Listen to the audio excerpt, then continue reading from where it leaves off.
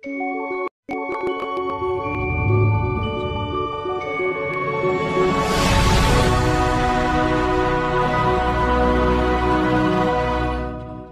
Lord's day, ప్రభు దినము గురించిన ధ్యానమును మనము చేస్తున్నాం. గడిచిన 2 వారాలలో మరి పార్ట్ 1, పార్ట్ 2 మరి చేసి ఉన్నాం. ఇంకెవరన్నా మరి వాక్యము వినని వాళ్ళైతే మరి ఈరోజు 3వ భాగాన్ని నేర్చుకుంటాం. మరి 2 భాగాలు ఏం చెప్పారు అని అడిగితే దానికి సంబంధించిన క్లుప్తమైన రీక్యాప్ ఇప్పుడు నేను చేస్తాను. సో దట్ మీరు ఈరోజు 3వ భాగాన్ని కూడా అందుకునేటట్టుగా నేను ప్రయత్నం చేస్తాను. కానీ మరి ఫుల్ ఫ్లెడ్జ్గా ఉన్న వాక్యాన్ని వినడానికి ఇష్టపడినట్టయితే మరి చర్చ్ మరి యూట్యూబ్ ఛానల్లో మరి ఆ 2 వాక్యాలు కూడా మరి ఉంటాయి. ప్రభు దినము the Lord's day part 1, the Lord's day part 2 అని మరి సపరేట్ వీడియోస్ మన చర్చ్ ఛానల్లో ఉంటాయి. వెళ్ళి వినవలసిందిగా మనం చేస్తున్నాం. ప్రభువు దినము లేదా ప్రభు రాకడ దినం గురించిన వివరణను మనము నేర్చుకుంటున్నాం.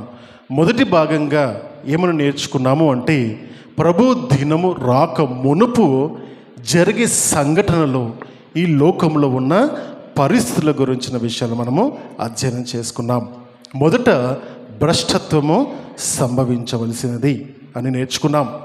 2వ భాగంలో మరి క్రీస్తు దినము, ప్రభు దినం వచ్చినప్పుడు సంఘము ఏ విధంగా ఎత్తబడుతుంది, ఏ విధంగా క్రీస్తునందుండి మృతులైన వారు పునరుద్ధానులుగా లేపబడి ప్రభు వారి సన్నిధికి ఏ విధంగా చేర్చుకునబడతారో అన్న విషయాలను మనము అధ్యయనం చేశాం గడిచిన వారంలో.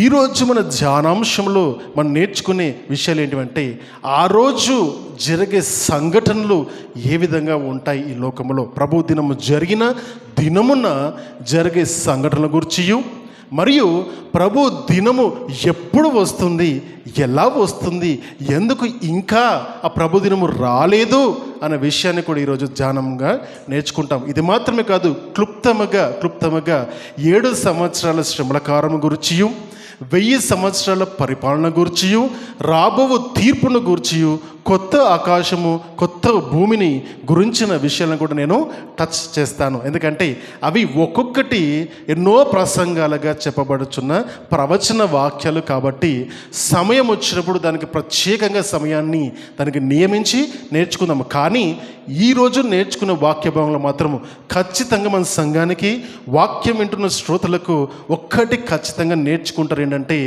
మీ విశ్వాసము కదిలించబడుతుంది, మీరు ఆలోచింపజేయబడతారు. మీ హృదయంలో ఇప్పటి వరకు క్రైస్తత్వానికి సంబంధించిన 3 నమ్మకాలను తొలగించబడతాయి.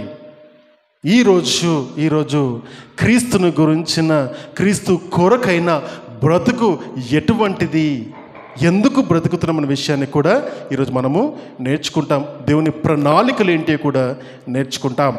మొదటి మాటగా ఒక మాటను చూద్దాం. మొదటి మాటగా మత్తయి సువార్తలోని 24వ అధ్యాయంలో ఒక మాటను చూస్తాం. తన శిష్యులు తన దగ్గరికి వస్తారు. 3వ వచనంలో యేసు ప్రభువారి శిష్యులు తన దగ్గరికి వచ్చి ప్రశ్న అడుగుతారు. ప్రశ్నకు ప్రభువారు ఇచ్చిన సమాధానాన్ని చూద్దాం.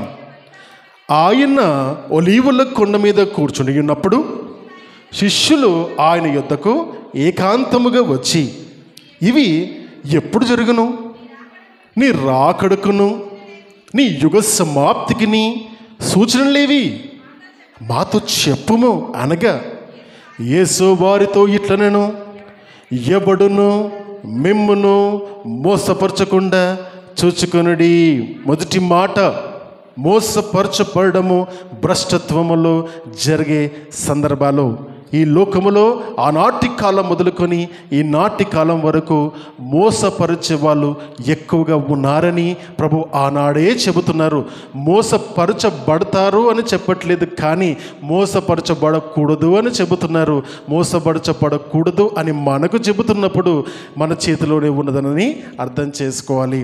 నువ్వు మోసపోతావా లేదా మోసపరచకుండా ఉంటావా అని దేవుడు ఆ పనిని మనకు అప్పచెప్పాడు. కాబట్టి నువ్వు మోసపరచబడితే దానికి కారణము నీవే అని ప్రభువారు మనకి ఇక్కడ నేర్పిస్తున్నారు. ఏ విధంగా సూచనలు ఉంటాయి అని చూస్తున్నప్పుడు, అనేకులు నా పేరిట వచ్చి నేనే క్రీస్తునని చెప్పి పలువురిని మోసపరచెదరు.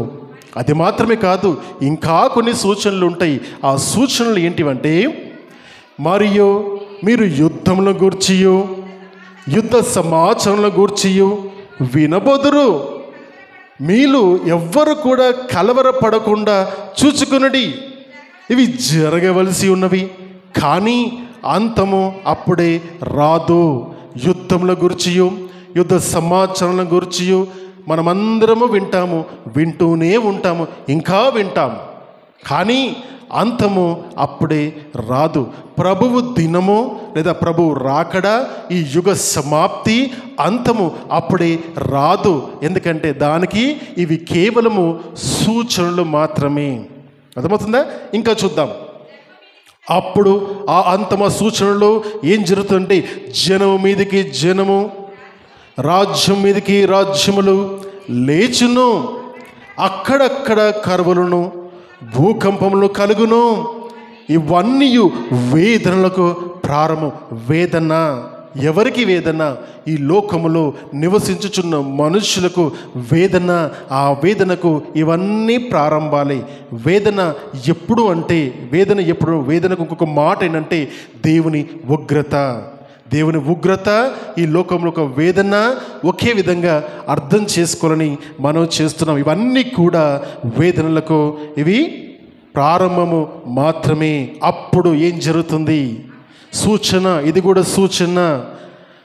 అప్పుడు జనులు మిమ్మును శ్రమల పాలు చేసి చంపెదరు.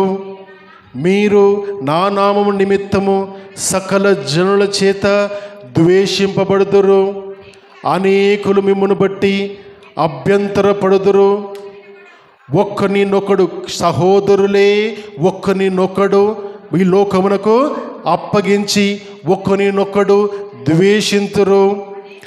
అనేకులైన అబద్ధ ప్రవక్తలు వచ్చి పలువురిని మోసపరిచెదరు. ఈ లోకములో అక్రమము విస్తరించుడు చేత అనేకుల యొక్క ప్రేమలు చల్లారిను.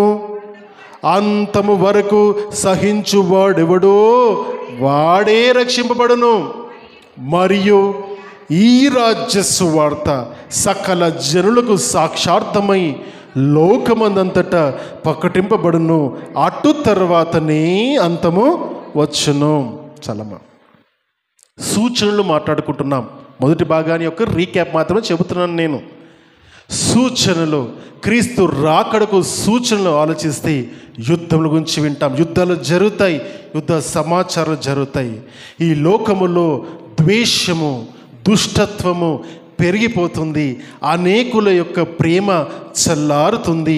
ఒకరిని ఒకరు చంపుకుంటారు, ఒకరిని ఒకరు అప్పగించుకుంటారు. మరి క్రీస్తులో ఈ లోకమంతా కూడా ఇటువంటి పరిస్థితులు జరుగుతున్నప్పుడు, ప్రభువా మరి మేము నిన్ను నమ్ముకున్నామే, నీవు నా దేవుడవని నేను నమ్ముకున్నామే, మా పరిస్థితి ఏంటి అన్నప్పుడు అంటాడు ప్రభువారు, మిమ్మల్ని దూషిస్తారు, మిమ్మల్ని అవమానపరుస్తారు, మిమ్మల్ని చంపుతారు. అవునా? ఈ లోకంలోకి మిమ్మల్ని అప్పచెపుతారు. అయితే ఎంతెంత పాపము ఈ లోకములో మరి పరాకాష్ఠకు చేరుతుందో, దేవుని యొక్క రాజ్య సువార్త కూడా ఆ విధంగానే ప్రభంజనము పొందుతుంది అన్న విషయాన్ని కూడా జ్ఞాపకం చేస్తున్నారు. అంటే ఎంతెంత పాపము, ద్వేషము పెరుగుతూ, ప్రేమలో చల్లారుతూ, సువార్త పూరితమైన మనుషులు ఈ లోకంలో పెరుగుతున్నప్పుడు, ఈ లోకంలో కేవలం అన్యాయము జరుగుతున్నప్పటికీ కూడా, ఎక్కడ చూసినా కూడా పాపము ద్వేషములు కనబడుతున్నప్పటికీ కూడా ప్రభు యొక్క రాజ్య సువార్త విస్తరింపబడుతుంది.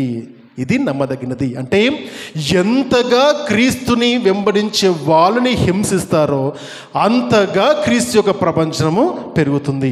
ఒక్కడిని చంపితే 1000 మంది లేస్తారు. ఆనాడు 2000 సంవత్సరాల కింద ఒక్క స్టెఫన్ను చంపి గెలిచామనుకున్నారు. లక్షల మందిని అదే ప్రాంతం, యెరూషలేము ప్రాంతంలో దేవుడు లేపాడు. ఒక్క క్రీస్తుని చంపి, యూదుడు ఉన్న క్రీస్తుని చంపి గెలిచామనుకున్నారు యూద మతాధికారులు, రోమీలు. ప్రపంచవ్యాప్తంగా క్రీస్తు ఈరోజు ప్రపంచము మరి ఈరోజు మనకు కనబడుతుంది. ఎట్లా జరుగుతుంది? ఇది దేవుని యొక్క ప్రవచన వాక్యాలు. ఆలోచన చేయాలి.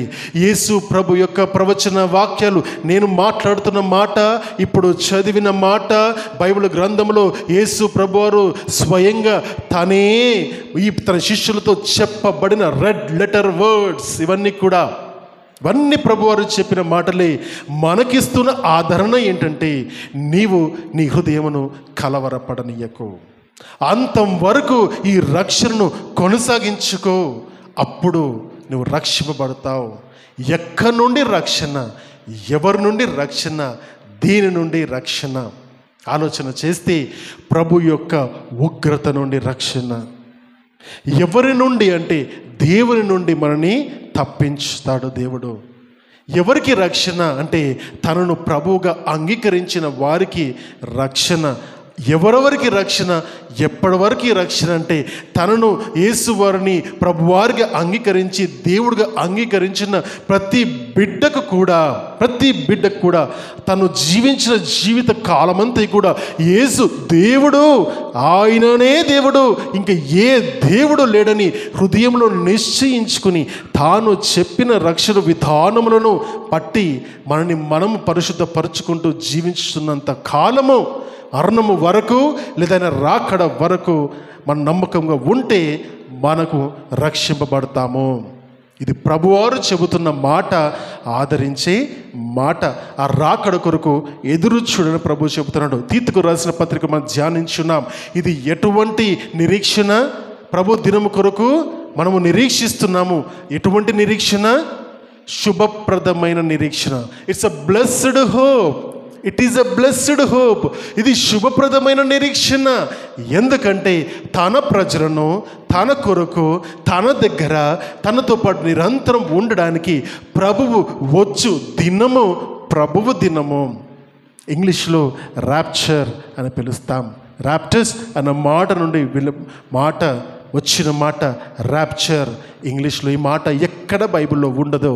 ఈ మాటకు అర్థము కొనిపోబడము, తీసుకొని వెళ్ళడము, ఎత్తబడము అన్న మాటకు దీన్ని సాదృశ్యంగా చూస్తాము.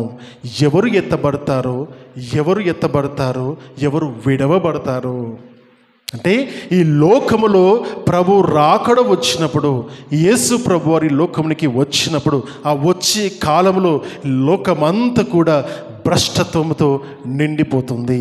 ఎక్కడ చూసిన పాపం కనబడుతుంది, ఎక్కడ కూడా మంచితనము కనబడదు.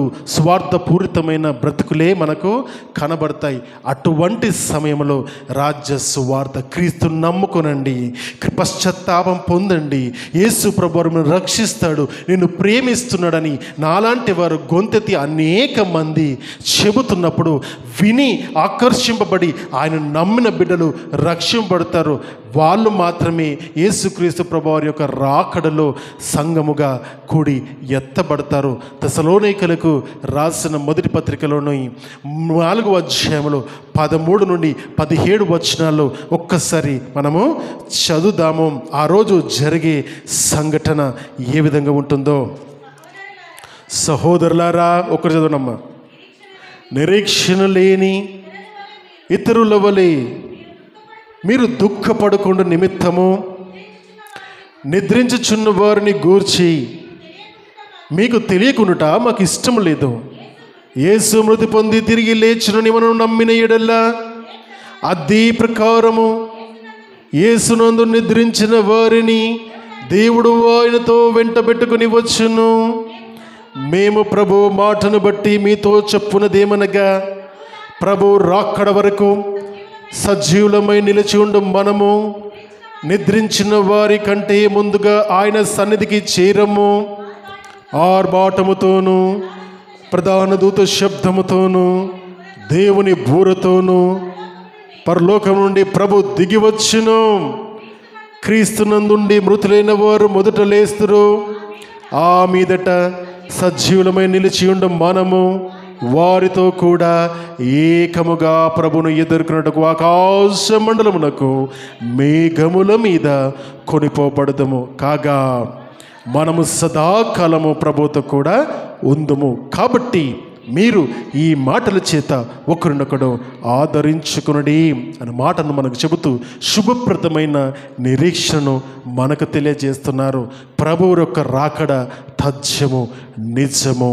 నీవు నమ్మినా నీవు నమ్మకపోయినా, ఎదుటి మనుషులు విశ్వసించినా విశ్వసించకపోయినా పర్వాలేదు, దేవుని రాకడ తథ్యము.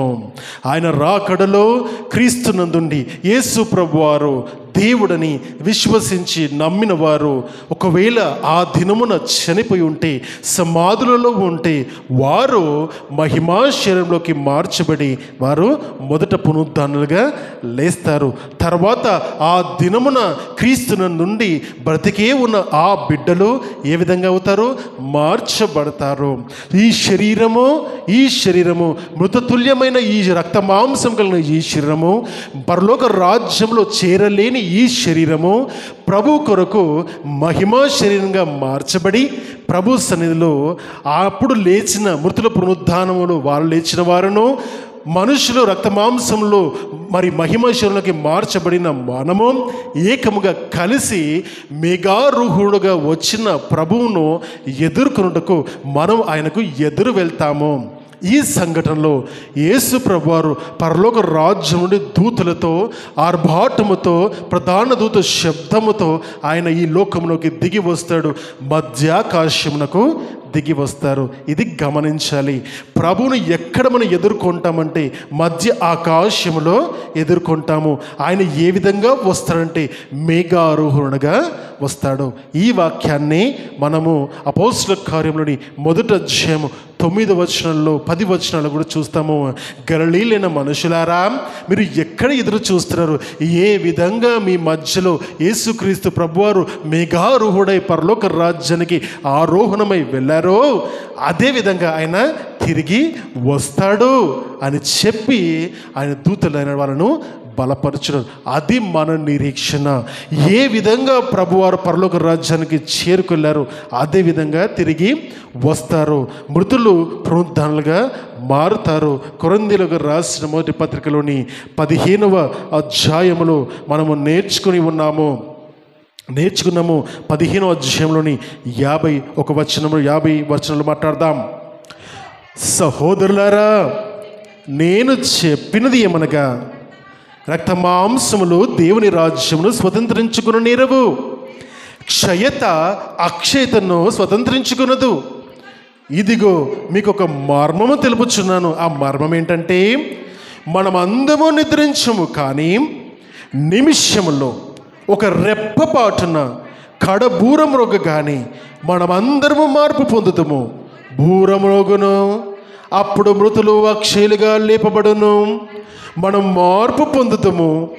క్షయమైన ఈ శరీరము అక్షయతను ధరించుకునవలసిన ఉన్నది. మర్చమైన ఈ శరీరము అమర్చతను ధరించుకునవలసినది. ఈ క్షయమైనది అక్షయతను ధరించుకున్నప్పుడు, ఈ మత్స్యమైనది అమర్చతను ధరించుకున్నప్పుడు విజయమందు మరణము వ్రింగిబేడను అని వ్రాయబడిన వాక్యము నెరవేర్చబడను. గమనించాలి. ప్రభువారు చెబుతున్న మాట సీక్వెన్స్ ఆఫ్ థింగ్స్. ఆ రాకడలో వచ్చేటప్పుడు ఆ రోజు అప్పటి వరకు నిలిచి ఉండిన వారు ఏమవుతారు? మార్పు చెందబడతారు. ఎవరికి ఆ స్వరం వినబడుతుంది? ప్రభువునందు యేసు ప్రభువుని సొంత రక్షకుగా అంగీకరించిన వారికి మాత్రమే ఆ స్వరము వినిపింపజేయబడుతుంది. ఈ వాక్యము తర్వాత మీకు ఒక వీడియో చూపిస్తాను. ర్యాప్చర్ జరిగినప్పుడు, సంఘము ఎత్తబడినప్పుడు ఆ కాలంలో ఆ సమయంలో జరిగే పరిస్థితులు ఏ విధంగా ఉంటాయి అన్న విషయాన్ని ఈరోజు మీకు చూపిస్తాను నేను. రైట్. ఏం చేయబడుతుంది? ప్రభు రాకడ వచ్చినప్పుడు ఏ విధంగా జరుగుతుందంటే, ఆర్భాటముతోనూ ప్రధాన దూత శబ్దముతోనూ ప్రభు పరలోక రాజ్యం దిగి వస్తారు. అక్కడ నుండి ప్రభు వస్తారు. ఇక్కడ ఆయన కొరకు నిలుచున్న ఆ రోజు బ్రతికున్న మనుషులు ఈ శరీరం రక్త మాంసంతో ఉన్న శరీరము మార్చబడుతుంది, మహిమా శరీరంలోకి మార్చబడుతుంది. అంటే మచ్చమైన ఈ శరీరము అమర్చతను దాల్చుకుంటుంది. క్షయమైన మరణముకు తగిన ఈ శరీరము అమర్చను నిత్య జీవనకు పాల్గొంటకు క్షేమముగా శరీరం మార్చబడుతుంది. అప్పుడు మరణము ఓడుతుంది. పాపమునకు వచ్చు జీతము మరణము.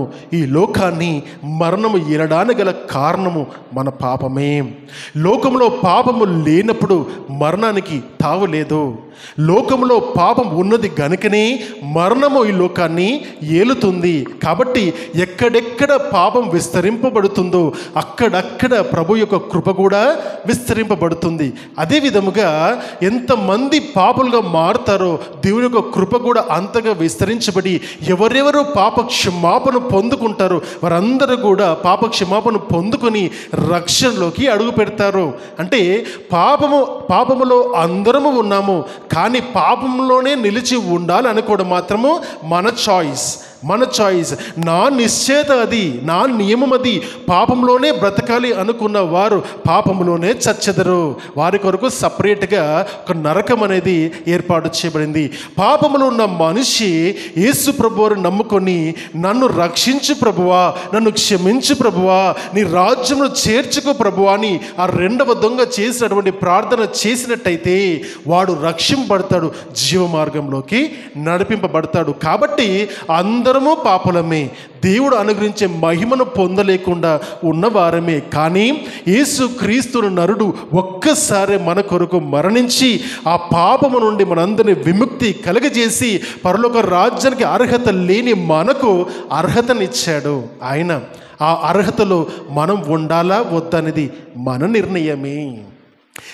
పిలువబడిన వారు అనేకులు, ఏర్పాటు చేయబడ్డవారు కొందరే అన్న మాటను మీకు నేర్పించడానికి ఇష్టపడుతున్నాను. ఈరోజు నేను చాలామందికి ఒక ఊహ ఉండిపోయింది. దేవుని రాజ్యంలో చేరాలంటే ఆయన చిత్తంలో ఉంటేనే చేరుతాము కదా. ఆయన చిత్తంలో లేకపోతే ఎంత మంచిగా ఉంటే ఏం గొప్పతనం ఉంది, ఎంత నీతిమంతుడిగా బ్రతికితే ఏం ప్రయోజనము. ఆయన చిత్తంలో కనుక మనము లేకపోతే మనం ఏంటి ప్రయోజనం అంటే, my dear friends, I'm telling you, I'm trying to clarify you something today. ఇటువంటి ఆలోచన అజంప్షన్ కనుక మీలో ఉంటే, ఊహించుకున్నట్టయితే పరిస్థితి మీలో ఉంటే, ఐఎమ్ వార్నింగ్ యూ టుడే. ప్రభు చిత్తములో ప్రతి ఒక్కరు ఉన్నారు. ఈ లోకంలో ఉన్న ప్రతి బిడ్డ దేవుని చిత్తంలో ఉన్నారు. ఈ లోకంలో ఉన్న ప్రతి బిడ్డ దేవుని చేత పిలువబడిన వారు.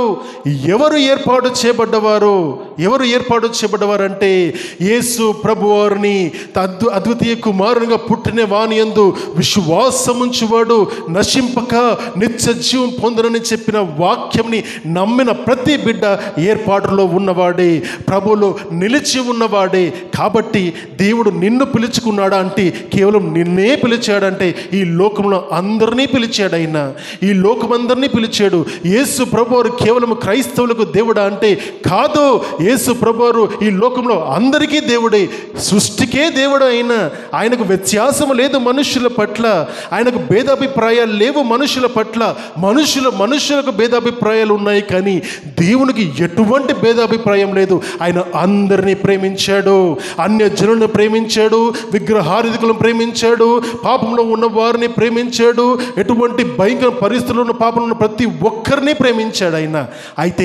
అయితే ఆయన ప్రేమను కనుగొని ఆయన మనం రక్షిస్తాడు, మన పాపములను క్షమిస్తాడని నమ్మిన ప్రతి బిడ్డ ఏర్పాటులో ఉన్నవాడి. అది నమ్మకుండా కేవలం నేను క్రైస్తవంలో పుట్టాను, క్రైస్తవేతరుల మధ్యలో ఉన్నాను, నేను సంఘానికి వెళ్తాను, వాక్యాన్ని వింటాను, ప్రార్థనలు చేస్తాను, కానీ నా బతుకును మార్చుకోలేదు దేవుని తగ్గట్టుగా అనుకుంటే మాత్రము నువ్వు ఎప్పటికీ ఏర్పాటు చేయబడలేదు. గమనించుకోవలసిన మాట, నమ్మవలసిన మాట. అందుకని అనేకులు పిలువబడ్డారు, కానీ కొందరే ఏర్పాటు చేసుకుని పడ్డారంటే అనేక మందిని పిలిచాడు. ఏర్పాట్లు ఉండాలా లేదా అనేది దేవుడు మనకిచ్చిన నియమాలను పాటించడంలో అది ఉంటుంది. అందును బట్టి ఒకడు 30 ఒకరు 60 ఒకరు 100 ఫలించి ఉన్నాడన్నమాటను ప్రభువారు మనకు నేర్పిస్తారు. అయితే ఆ రోజు ప్రభువారు వచ్చి దినమున్న ఏం జరుగుతుందో తెలుసుకున్నాము. మృతులు పునరుద్ధరణలు అవుతారు. ఆ రోజు బ్రతికి ఉన్న మనుషులు వారు మార్పు చెందుతారు. అయితే ఆ దినము ఆ గడియ ఎవరికి తెలుసు? ఆ దినము ఆ గడియ ఎవరికి తెలుసు? యేసు ప్రభు వారికి తెలుసేమో. ఆయన్ని అడుగుద్దాము రండి. మత్తయి సువార్తలో 36వ వచనం.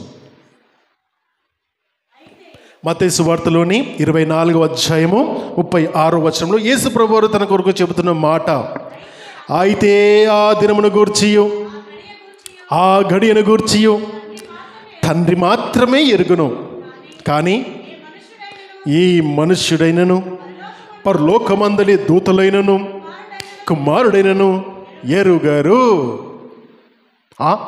యేసు ప్రభువారికి తెలీదా ఎప్పుడు వస్తాడో? ఆయనకు అన్నీ తెలుసు కదా అంటే ఆయన ఎరగను అని చెప్తున్నాడు. చాలా క్లియర్గా యేసు ప్రభువారు ఈ లోకంలో ఉన్నప్పుడు చెప్పిన మాట నమ్మదగిన మాట. ఇప్పుడు ఎవడని వచ్చేసి నాస్ట్రడామస్ చెప్పాడండి 2050లో ఈ యుగాంతం వస్తుందంట, బాబా వంగా చెప్పిందండి 2035 యుగాంతం వస్తుందంట అని చెప్పినప్పుడు ఏమన్నా మీరు షటా ఆ దినమును గూర్చియో ఆ గడియను గూర్చియో పరలోక రాజ్యములో ఉన్న దూతలకు తెలీదు, యేసు ప్రభువారు కుమారుడుగా ఉన్న ఆయనకు తెలీదు. దూతలకి తెలియదు, ప్రభువారికి ఆయన ఎప్పుడు వస్తాడో ఆయనకి తెలియదు అంటే వీళ్ళకట్ట తెలుస్తుంది? ఏ మనుష్యునికి తెలియదు. తెలియబడని గడియలో ఆయన వస్తాడు. ఆ దినము ఏ విధంగా ఉంటుందో చూద్దాము. ఏ విధంగా ఉంటాయి ఆ దినములను చూద్దాం.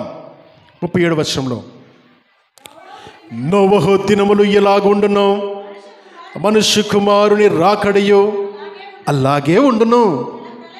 జల ప్రళయము నాకు ముందటి దినములలో నోవహు ఓడలోనికి వెళ్ళిన దినము వరకు వారు తినుచు త్రాగుచు పెళ్లి చేసుకొంచు పెళ్ళిళ్ళకి ఇచ్చుచుండిరి.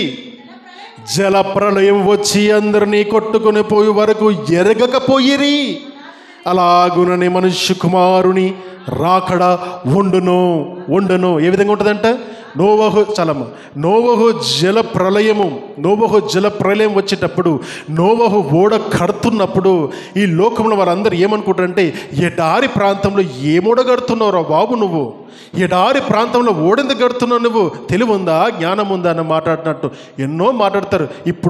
ఇప్పుడు యేసు ప్రభువారిని నువ్వు వెంబడిస్తున్నప్పుడు కూడా గొర్రెలు, పనికిమాలినోళ్ళు, అవునా, భ్రష్టులు, గుడ్డివాళ్ళు మాట్లాడతారు. మాట్లాడని మంచిదే కదా.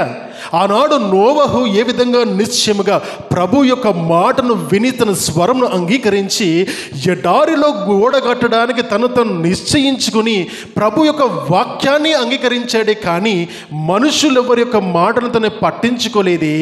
అదేవిధంగా ప్రభు యొక్క మాట సువార్తను అంగీకరించిన నీవు లోకంలో వింటున్న సమస్తమైన దుష్భాషలను బట్టి, దుర్మార్గతను బట్టి, క్రీస్తుని గురించిన నిందలను బట్టి నువ్వు వింటున్నప్పుడు, my dear friends, do not worry. నీ ఓడను కట్టుకో. నీ శరీరము, నీ ఆత్మ, నీ రక్షణ ఓడను కట్టుకో. ఎందుకంటే జల ప్రళయం వచ్చే వరకు ఎంత సామాన్యంగా ఈ లోకం ఉందంటే, పెళ్లికి ఇస్తున్నారు, గృహాలు కట్టుకుంటున్నారు, పెళ్లిళ్ళు చేసుకుంటున్నారు, పిల్లలు కంటున్నారు, గొప్ప గొప్ప కార్యాలు చేస్తున్నారు. ఏమీ తెలియకుండా సంతోషముగా పాపముల్ని ఆనందముతో చెడ్డ పని చేసేవాడు ఎదుగుతూనే ఉన్నాడు.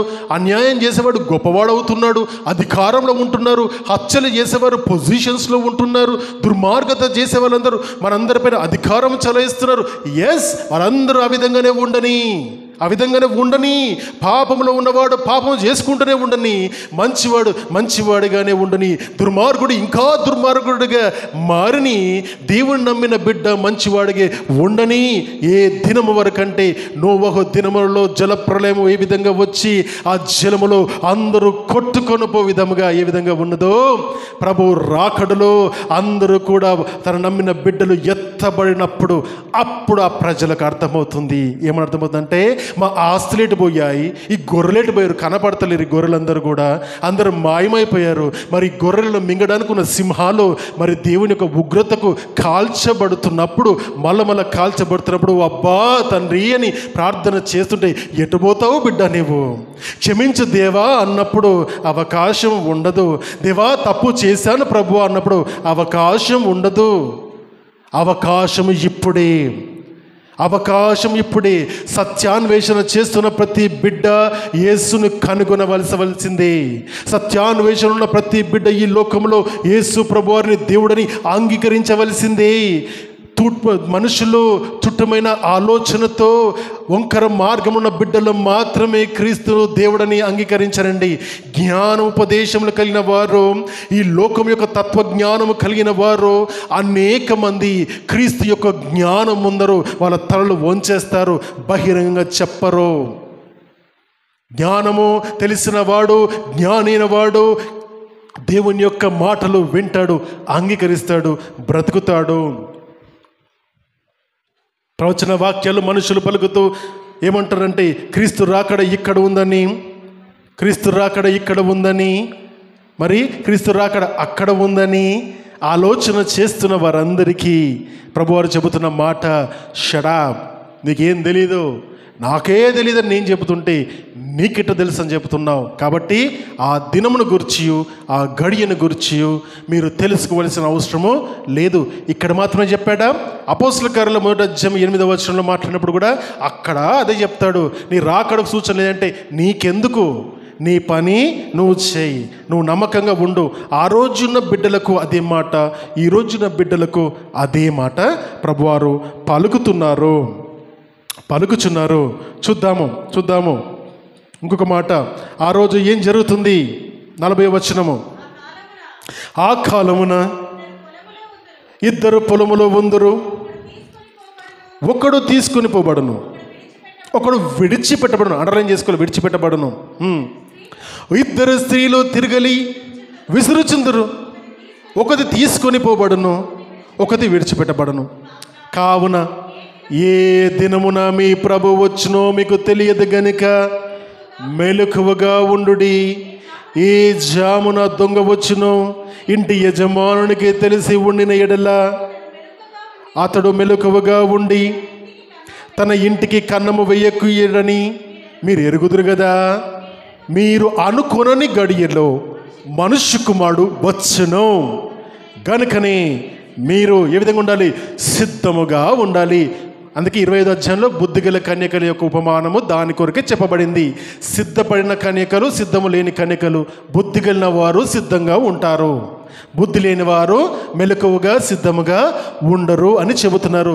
ఏ గడియలో ఈ దొంగ ఏ విధంగా మా ఇంటికి వస్తాడో తెలియదు కనుక ప్రతి దినం ఈరోజు దొంగ వస్తాడేమో అని జాగ్రత్తగా ఏ విధంగా నువ్వు మసలుతుకుంటావో ఆ విధంగానే ప్రభు రాకడ దొంగ వలె వస్తాడు దేవుడు. నీకు తెలియని గడియలో వస్తాడు దేవుడు, మనం అనుకుని గడియలో వస్తాడు దేవుడు, మనం నిద్రమత్తులో ఉంటున్న గడియలో వస్తాడు దేవుడు, మనము ఆడంబరాలు చేసుకుంటున్న గడియలో వస్తాడు. అయితే వచ్చిన దినమున బూర ఊదగానే అందరూ కూడా పరలోక రాజ్యానికి చేరబడతారు, ప్రభులో చేర్చబడతారు. తర్వాత ఈ లోకంలో ఏం జరుగుతుంది ఆ దినమునంటే, ఇద్దరు పొలంలో ఉంటే ఒకరు ఎత్తబడతారు, ఒకరు విడవబడతారు. ఇద్దరు నాగిలి పైన ఉంటారు, ఒకరు పొలము దున్నుతుంటారు, ఒకరు ఎత్తబడతారు, ఒకరు విడవబడతారు. భార్య భర్త పక్కపక్కన పడుకుంటే భార్య విశ్వాసి అయితే తను ఎత్తబడుతుంది, భర్త విడవబడతాడు. ఉద్యోగంలో చేస్తున్న అనేక మంది ఉద్యోగస్తులు పని చేస్తున్నప్పుడు, మెషిన్ దగ్గర పని చేస్తున్నప్పుడు ప్రభు రాకడలో విశ్వాసి అయితే అతను ఎత్తబడతాడు, మిగతా వారు విడవబడతారు. ఎక్కడ కూడా ఎత్తబడే గుంపు, విడవబడే గుంపు, ఏ గుంపులో నీవు ఉంటావో అది నిర్ణయం నువ్వు చేసుకోవాలి. క్రీస్తు నమ్మిన బిడ్డలకు మాత్రమే ఈ నిరీక్షణ. కాబట్టి దేని కొరకు ప్రయాసపడుతున్నాం కాబట్టి మనము ఏ విధంగా ఉండాలని ప్రభు చెప్తారంటే ఆ దినము గురించి, ఆ గడియ గురించి నీకు తెలియదు కాబట్టి జాగ్రత్తగా ఉండు.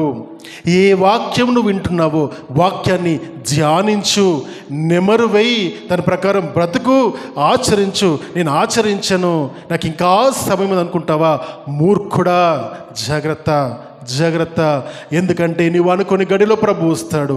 ఆయన తన కొరకు ఎదురు చూస్తున్న బిడ్డలని, శుభప్రదమైన నిరీక్షణకు ఎదురు చూస్తున్న తన బిడ్డలను తను తీసుకొని వెళ్ళిపోతాడు. నీవు గనుక విడవబడితే భయంకరమైన శ్రమల పాలు అవుతావు. ఆ శ్రమలను దేవుడు ఏమంటాడంటే తన ఉగ్రత దినము, తన ఉగ్రత దినము.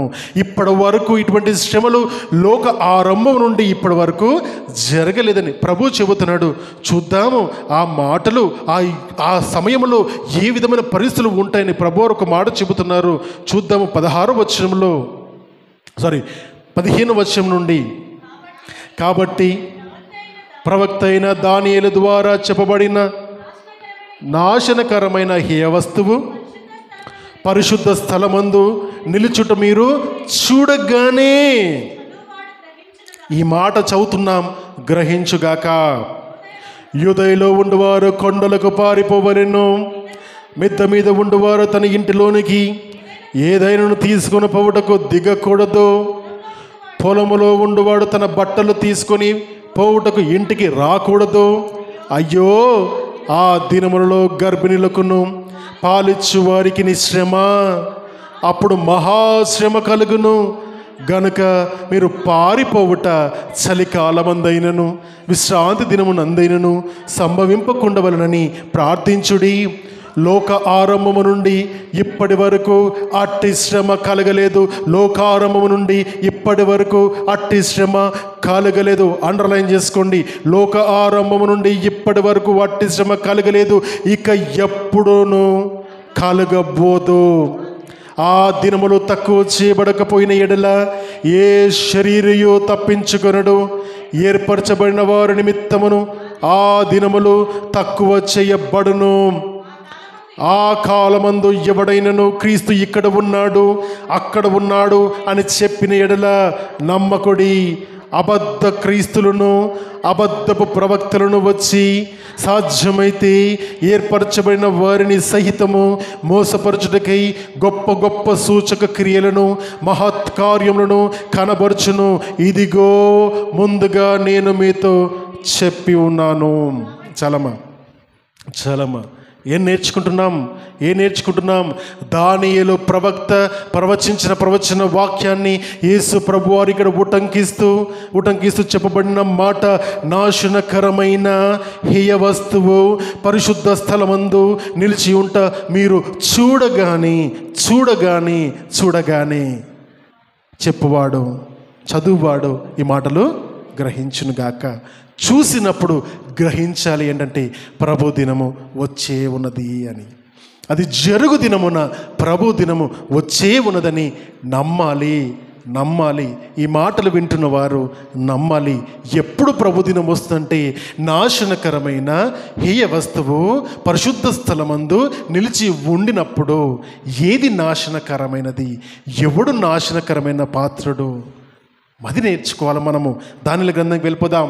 దానిలు చేసిన ఆ ప్రవచన వాక్యాన్ని ఒకసారి మనం కూడా చూద్దాం. 9వ అధ్యాయంలోని 27వ వచనము. 9వ అధ్యాయము 27వ వచనము. అతడు ఒక వారము వరకు అనేకులకు నిబంధనను స్థిరపరచును, అర్ధవారమునకు బలిని నైవేద్యమును నిలిపివేయును. హేయమైనది నిలుచు వరకు నాశనము చేయవాడు వచ్చును. నాశనము చేయువానికి రావాలనని నిర్ణయించిన నాశనము ముగించు వరకు ఇలాగూ జరుగును. నాశనకరమైన హేయ వస్తువు పరిశుద్ధ స్థలంలో నిలిచి ఉండడము అంటే నాశన పాత్రుడు యెరూషలేము యొక్క పరిశుద్ధ మందిరములో రాజుగా స్థిరపడము. ప్రవచన వాక్యము, ద యాంటై క్రైస్ట్, క్రీస్తు విరోధి వాడు ఇప్పుడు కడుతున్న మూడవ మందిరములో పరిశుద్ధ స్థలమందు, అంటే ప్రభు వారి యొక్క మందసము పెట్టబడి ఆ పరిశుద్ధ స్థలమందు వాడు తను తాను హెచ్చించుకుంటాడు, తను రాజుగా ప్రకటించుకుంటాడు. అక్కడ బలులను నైవేద్యములను తృణీకరిస్తాడు. అర్ధవారం గురించి మాట్లాడుకుంటాం. ఒక వారం మటుకు అంటే వారం అంటే 7 సంవత్సరాలు. కాబట్టి ఈ లోకానికి దేవుడు విధించిన కాలము 490 సంవత్సరాలు. 490 సంవత్సరాలు. యేసు క్రీస్తు ప్రభువారు మరణించు వరకు 483 సంవత్సరములు గడిచి ఉన్నవి. ఇప్పుడు మనం ఉంటున్నది కృపాకాలము, క్రీస్తు రాకడ కొరకు అంత్యజనములు. ఇవి గ్యాప్ పీరియడ్స్. పరిశుద్ధులుగా మార్చబడడానికి, పాపులు పరిశుద్ధులుగా మార్చబడడానికి నియామకమైన కాలము కృపాకాలము. ఈ కాలములో ఎవరెవరు క్రీస్తును దేవుని అంగీకరిస్తారో వారందరూ రక్షింపబడతారు. క్రీస్తుకు సువార్త ప్రకటింపబడుతుంది. ఎప్పటి వరకు అంటే ఆ 70వ వారము ప్రారంభించబడడం వరకు. ఒక్కసారి ఆ 70వ వారం 69 వారాలు, దేవుడు 70 వారాల్లో 69 వారాలు 483 సంవత్సరాలు గడిచిన తర్వాత మిగిలిన ఒక్క వారం గురించిన ప్రవచన వాక్యాన్ని ఇక్కడ చెబుతున్నాడు. ఆ ప్రవచన వాక్యంలో ఒక వారం అంటే 7 సంవత్సరములు, 7 దినములను 7 సంవత్సరములుగా హెబ్రూ మాటలో పలుకుతారు. ఆ వారము 7 వారాలు, ఆ 7వ వారము 7 సంవత్సరాలు. ఏం జరుగుతుంది, ఎప్పుడు జరుగుతుంది అంటే, ఎప్పుడు జరుగుతుందో ఇంకొంచెం సమయంలో నేను చెబుతాను. అయితే ఆ 7 సంవత్సరాలు అంటే సంఘము ఎత్తబడిన తర్వాత ఈ 70వ వారము ప్రారంభించబడుతుంది. ఆ వారము ఆ 7 సంవత్సరాలు ప్రారంభించబడతాయి. దీనిని శ్రమల కాలము, మహాశ్రమల కాలము, ఉగ్రత కాలము. ఆ కాలంలో ఈ లోకాన్ని ఎవరు పరిపాలిస్తారు అంటే క్రీస్తు విరోధి పరిపాలిస్తాడు. వాడు తను తాను హెచ్చుగా చేసుకుని నాశనకరమైన హేయ వస్తువు పరిశుద్ధ స్థలంలో నిలిచి ఉండుట అంటే ఈ క్రీస్తుని ఎదిరించిన వ్యక్తి తానే ఆయన ఏమంటాడంటే నేను మైత్రేయను, నేనే క్రీస్తును అని ప్రకటించుకుంటూ వాడు ఈ లోకంలో అనేకమైన గొప్ప గొప్ప కార్యాలు, మహత్ కార్యాలు, సూచక కార్యాలు చేస్తూ దేవుడు ఏ విధంగా ఉంటాడు అని తనలో దేవుణ్ణి ప్రదర్శిస్తూ తనే ఈ లోకానికి రక్షకుడనని, ఈ లోకాన్ని అప్పుడున్న యుద్ధ కాలం నుండి తనని బయటకు తీసుకొచ్చే సమర్థవంతుడని తన్ను తాను హెచ్చించుకొని 1 సంవత్సరాల తర్వాత తానే దేవుడునని ప్రకటించుకొని తానని మొక్కని వారికి శిరఛేదనము చేయించి తనకంటూ ఒక ముద్రను చేయించి 666 ముద్రను కానీ తనకు సంబంధించిన ఒక ముద్ర అంటే ఒక ముద్ర అంటే సైన్ కానీ, ఒక సీల్ అంటాం దాన్ని, అదొక సీల్ కానీ, ఒక నంబర్ కానీ, వాడి ప్రతిమను కానీ, వాడి యొక్క సంఖ్యను కానీ ఏం చేస్తారంటే అది నాసిక పైన ముద్రించబడతాడు, లేదా తన కుడి హస్తం పైన ముద్రిస్తాడు. ఇవి ఉన్నవారు మాత్రమే అక్కడ క్రయ విక్రయాలు చేయడానికి అర్హులు. ఈ 666 ముద్ర కానీ వాడి ప్రతిమను కానీ ముద్రించుకొని వారిని అంటే క్రీస్తును నమ్మి వీడు అబద్ధమైన క్రీస్తు అని తెలుసుకొని వాడిని ఎదిరించిన వారందరినీ కూడా వాడు శిరఛేదనము చేస్తాడు. అంటే ఏం జరుగుతుంది అంటే వీడు అంత్యక్రీస్తు యెరూషలేములో ఉండి అక్కడ అధికారం పొందుతాడు. ఏ విధంగా అధికారం పొందుతాడు? ఇక్కడ చెప్పబడిన మాట ఏంటంటే అతడు 1 వారం వరకు అనేకులకు ఒక నిబంధనను సిద్ధపరచుకుంటాడు. He will write a treaty with the middle ఈస్ట్లో ఒక ట్రీటీని రాసుకుంటాడు. అనుకుందాం, 3వ ప్రపంచ యుద్ధము జరిగిన తర్వాత ఎన్నో దేశంలో అణుబాంబులు వేసుకున్న తర్వాత అనేకమైన దేశాలు ప్రక్షాళన చేయబడిన తర్వాత లోకంలో ఉన్న ఈ జనము దాదాపు 8 బిలియన్ కలిగిన జనము కూడా తగ్గిపోయి తక్కువ మందిగా చేర్చబడినప్పుడు, అనేక దేశాలు ప్రజలు నశించిపోయినప్పుడు, లోకంలో ఉన్న ఈ భూమి ఎందుకు సారవంతంగా లేనప్పుడు, మనుషులు భయంకరమైన ఆకలిలో ఉంటున్నప్పుడు ఒకరినొకరు చంపుకొని తినే పరిస్థితుల్లోకి వచ్చినప్పుడు వాడు బయలుపరచబడతాడు. ఈ లోకాన్ని నేను రక్షిస్తాను. ఇది న్యూ వరల్డ్ ఆర్డర్, నోవో ఆర్డో సెక్లోరం అని చెబుతూ ఈ కొత్త ప్రపంచానికి తను రాజుగా ప్రకటించుకుంటాడు. ఇతన్ని అప్పుడు ఉన్న రాజులందరూ కూడా తనను రాజుగా నియమించబడతాడు. వీడే ఆ మృగము అని ప్రవచన వాక్యాలని ప్రకటన గ్రంథంలో చెప్పబడతాయి. 7 సంవత్సరాలు మిడిల్ ఈస్ట్లో అంటే అక్కడ అరబ్ కంట్రీలో ఇజ్రాయెల్ దేశాల మధ్యలో ఇతను ఒక ట్రీటీని రాసుకుంటాడు. ట్రీటీ అంటే ఏంటంటే ఒక అగ్రిమెంట్ రాసుకుంటాడు. ఏంటంటే యెరూషలేములో కట్టబడబడుచున్న 3వ మందిరములో తాను కూర్చొని ప్రపంచాన్ని ఏలుతాడు. 7 సంవత్సరాల అదొక అగ్రిమెంట్ రాసుకుంటారు. దాన్ని ట్రీటీ అంటారు. ఆ అగ్రిమెంట్ రాసుకొని 7 సంవత్సరాలు పరిపాలిస్తాడు. ఆ కాలం మొదలుకొని ప్రకటన గ్రంథంలో చెప్పబడిన 6వ అధ్యాయము 7వ అధ్యాయం చెప్పబడిన తెల్లని గుర్రము, ఎర్రని గుర్రము, నల్లని గుర్రము అని గుర్రాల గురించి చెప్పబడింది. అంటే ఒక్కొక్క దశ 7 దశలుగా చూస్తాము. దాన్ని సీల్స్ జడ్జ్మెంట్, ముద్రల జడ్జ్మెంట్ అంటారు. తర్వాత ట్రంపెట్స్ జడ్జ్మెంట్ అని అంటారు. తర్వాత ద వ్రాత్ ఆఫ్ గాడ్ అని పిలుస్తారు, దేవుని ఉగ్రత అంటారు. ఇవన్నీ కూడా నేర్చుకోవడానికి ఎంతో ఉన్నది. అవన్నీ చూడడానికి యేసుక్రీస్తు ప్రభువారిని నమ్మిన బిడ్డలు ఈ లోకంలో ఉంటారా అంటే ఈ లోకంలో ఉండరు. అవన్నీ విడవబడ్డ బిడ్డలకు మాత్రమే కనబడతాయి. ఈ వాక్యం మీకు ఎందుకు చెబుతున్నంటే, ఇక్కడున్న వారిలో ఎవరన్నా క్రీస్తుని పరిపూర్ణంగా అంగీకరించకుండా ఇంకా ఆయన దేవుడా కాదా అని ప్రశ్నించుకుని మరి పరిస్థితులు ఉన్నావేమో, జాగ్రత్త. ఆ రోజు కనుక నువ్వు విడవబడితే ఈ శ్రమల కాలంలో నువ్వు వెళ్ళవలసిందే. ఆ శ్రమలు ఎటువంటి శ్రమలు అంటే లోక ఆరంభము నుండి అటువంటి శ్రమ ఈ మనుషులకు ఎప్పుడు కలగలేదు, అటువంటి ఎన్నడూ కలుగబోదు అని ప్రభువారే చెప్పిన మాట. అంటే భయపడుతూ చెప్పిన మాట, భయపడకుండా ఉండాలని, అటువంటి భయంకర పరిస్థితులు మనం వెళ్తామని ముందుగానే నేను మీకు చెబుతున్నాను. కాబట్టి మిమ్మల్ని ఎవ్వరూ కూడా మోసపరచకుండా జాగ్రత్త పరుడి అని ప్రభువారు నేర్పిస్తున్నారు. ఇది నాశనకరమైన హేయ వస్తువును పరిశుద్ధ స్థలమందు నిలుచుటను గురించిన దానియేలు యొక్క ప్రవచన వాక్యాన్ని యేసు ప్రభువారు దాన్ని ఉటంకిస్తూ మత్తయి సువార్తలు 24వ అధ్యాయంలో ఆయన ఉటంకించు మాట్లాడిన మాట 15వ వచనంలో ఈ మాటని అప్పుడు వాడు బయలుపరచబడతాడు. వాడు బయలుపరచబడిన తర్వాత జరిగే పరిస్థితులు మనము చూస్తున్నాము. అయితే మరి ఇంకా ఎందుకు వాడు బయలుపరచబడలేదు? వాడు ఎందుకు బయలుపరచబడలేదు? మరి బయలుపరచబడాలి కదా. ఎప్పుడు బయలుపరచబడతాడు? చూద్దాం ఆ మాటను కూడా. తెస్సలోనికలకు రాసిన 2వ పత్రికను, తెస్సలోనికలకు రాసిన 2వ పత్రికలో 2వ అధ్యాయము ఒకసారి చదువుకుందాం. ఒక్క నిమిషం నేను చెప్తానమ్మా. 2వ తెస్సలోనికలకు రాసిన 2వ పత్రిక 2వ అధ్యాయము 6వ వచనం నుండి చదువుకుందాం.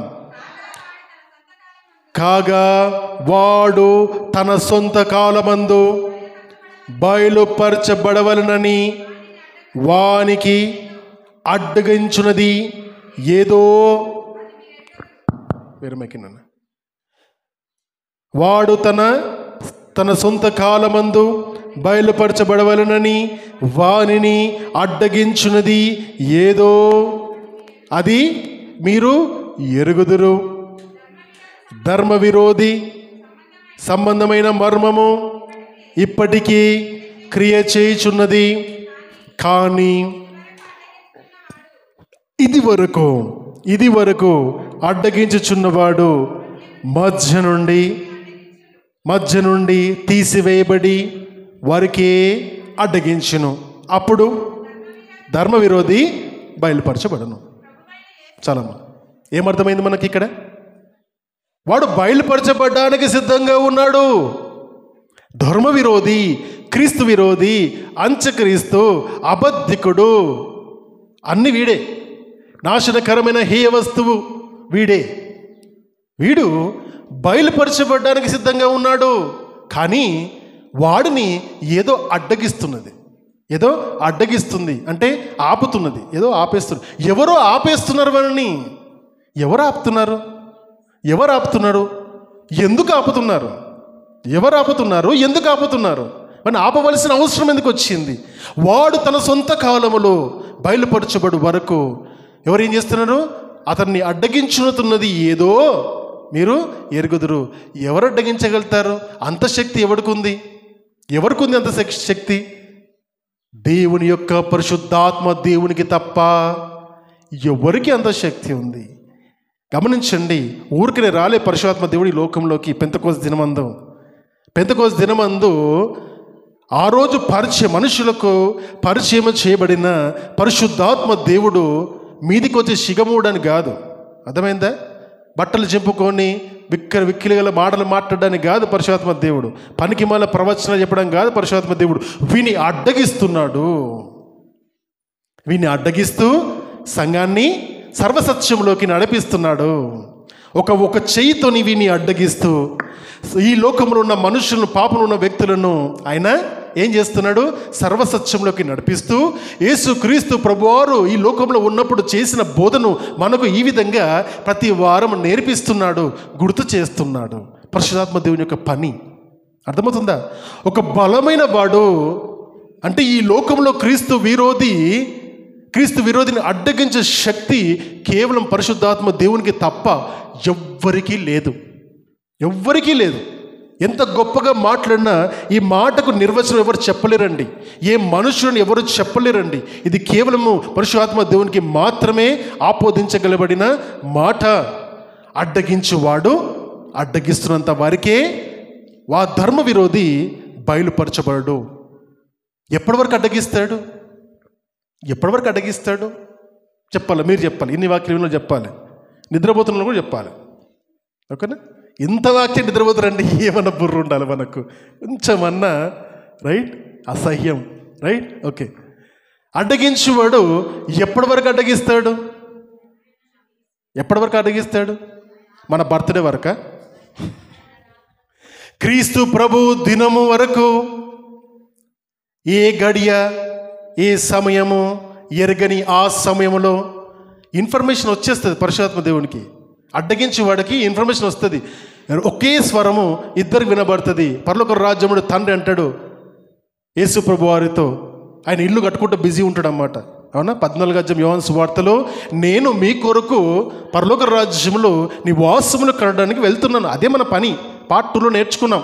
ఆయన పని అదే. అక్కడ ఆయన బిజీగా ఉన్నాడు. అక్కడ నా బిడ్డలు నేను పరలోక రాజ్యం వచ్చినప్పుడు ఒక్కొక్కరికి ఒక భవనాన్ని ఇస్తామని ఆలోచన చేసుకుంటూ ప్రభు వారు బిజీ ఉంటే తండ్రి పిలుస్తారు కబురు పెట్టి, బిడ్డ నువ్వు వెళ్ళు, సమయం ఆసన్నమైనది.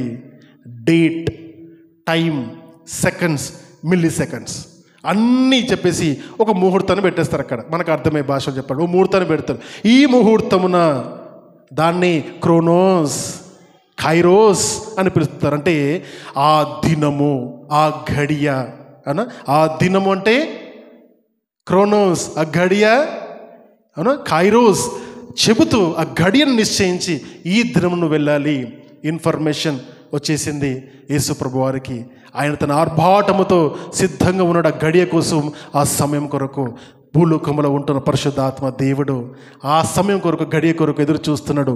ఆయన ఈ లోకంలో ఉన్న క్రీస్తువులో ఉన్న వారందరినీ సంఘముగా సార్వత్రిక సంఘముగా అందరినీ ఏర్పాటు చేసుకుని గుంపుగా చేసుకొని ఆయన అక్కడి నుంచి ఆర్భాటము చేత, ప్రధాన దూత చేత ఆ శబ్దము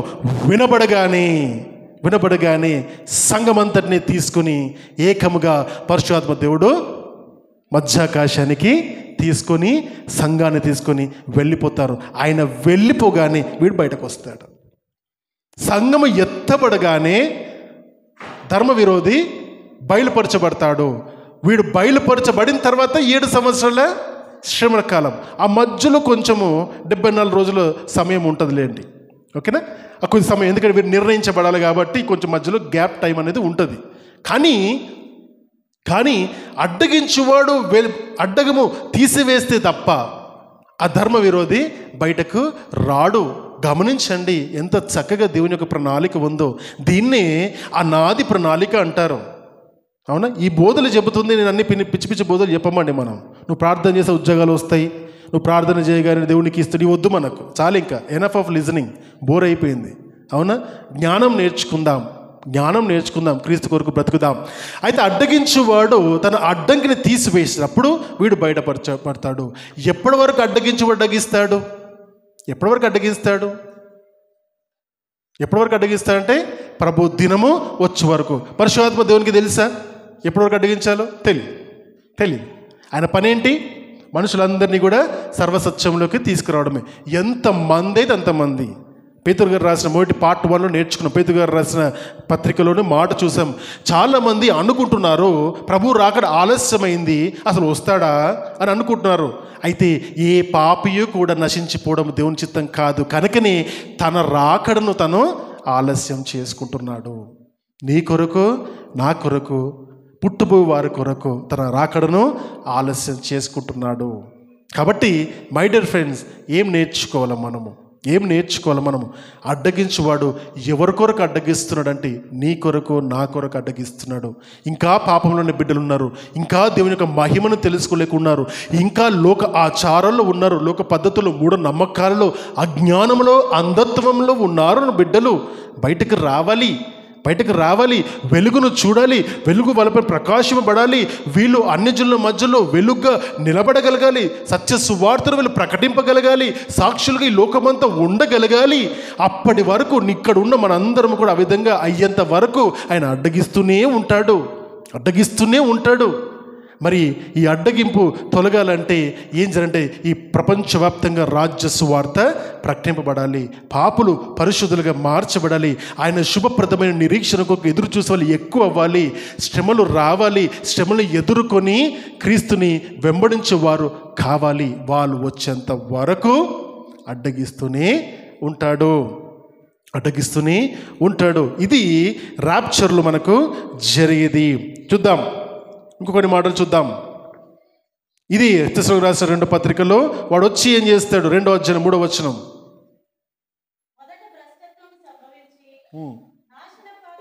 మొదట భ్రష్టత్వం సంభవించి నాశన పాత్రుడగు పాప పురుషుడు అక్కడే మనం బయలుపరచబడితేనే గాని ఆ దినము రాదు. ఏది దేవుడనబడునో, ఏది పూజింపబడునో దానిని అంతటినీ ఎదిరించి దానికంతటికి పైగా వాడు తను తానే హెచ్చించుకొనుచు తానే దేవుడునని తన్ను కనపరుచుకొనుచు దేవుని ఆలయంలో కూర్చుండును గనుక ఏ విధముగానైనను ఎవడును మిమ్మను మోసపరచనీయకుడి. చాలమ్మా, అవునా? ఈ మాటలు చెప్తున్నాడు. ఏది పూజింపదగునో, అవునా, ఏది పూజింపదగునో అవన్నిటి ఏం చేస్తాడు? దాని అంతటిని కూడా ఎదిరిస్తాడు. దీనిని దేవుడిని మనం అందరము అంగీకరిస్తున్నామో క్రీస్తుని, దానిని ఎదిరించి ఏం చేస్తాడంటే పూజలు లేవు, ఏమి లేవు, ఇవన్నీ నావే, దేవుడు లేడు, ఎవరు లేరు, నేనే దేవుణ్ణి. అవునా? ఇప్పుడు మధ్యలో కూడా వస్తున్నాడు హమామ్ మహమ్మదా, ఏమది ఏదో వచ్చింది యూట్యూబ్లో, సరే యూట్యూబ్లో వస్తున్నాడు అప్పుడు ఇమాం మహమ్మద్ అని కూడా వస్తున్నాడు. ఓకేనా? వీళ్ళందరికీ గడ్డం పెట్టుకొని సిటిజన్షిప్ ఇస్తున్నాడు అందరికీ, పరలోక రాజ్యానికి. అవునా? సిటిజన్షిప్ రాసుకుంటున్నాడు, స్టార్ట్ అయ్యాడు. ఇట్లాంటి వాళ్ళు ఇంకా చాలామంది స్టార్ట్ అవుతూనే ఉంటారు. ఏమంటారంటే నేను క్రీస్తును కాదు, అంతక్రీస్తును కాదు, తెలివైనోడు కదా. అబ్రామ్ ఏమంటారంటే నేను యేసుక్రీస్తు ప్రభు యొక్క సంతానంలో ఉన్నాను, ఇటు మొహమ్మద్ సంతానంలో ఉన్నాను అని చెబుతూ ఇద్దరికి సంతానములో నేను ఆ రక్తంలో పుట్టాను, నేను ఒక యునిక్ పర్సనాలిటీ నేను అని చెప్పుకుంటూ నేను ఎవరినంటే ఈ లోకాన్ని రక్షించేవాడినని చెప్పుకోవడం ప్రారంభించాడు. అయితే అవన్నీ జరుగుతాయి కదా. మరి ధర్మ విరోధి బయలుపరచబడ్డప్పుడు, ఈ విషయాలు జరుగుతున్నప్పుడు మరి ఇప్పటి వరకు సడన్గా జరుగుతాయా ఈ కార్యాలన్నీ? అట్లా సాధ్యపడుతుందా? ఒక దుర్మార్గతను లోకములో ప్రవేశపెట్టాలంటే ఒక దుర్మార్గతకు ఏం జరగాలి? బ్యాక్గ్రౌండ్లో జరగవలసిన ప్లానింగ్లు జరుగుతూనే ఉండాలి, జరగాలి కదా. జరుగుతాయిలేవో చూద్దాం. ఇక్కడ 7వ వచనంలో